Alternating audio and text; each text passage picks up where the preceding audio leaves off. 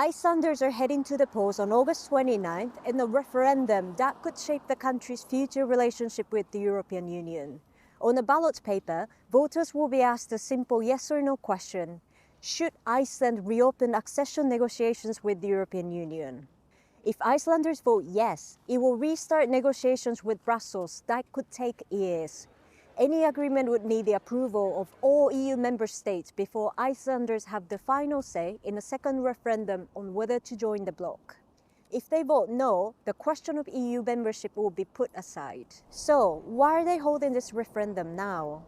Iceland first applied to join the EU in 2009 in the aftermath of the global financial crisis. But talks were put on hold in 2013 when the Eurosceptic government took power.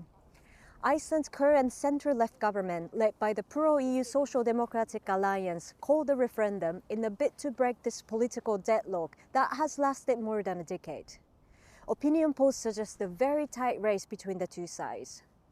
This comes at a time of growing geopolitical competition in the Arctic.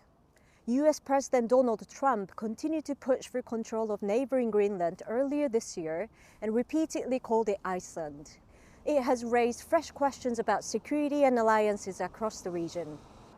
Joining the EU remains divisive among its population of around 400,000 people, particularly over fisheries.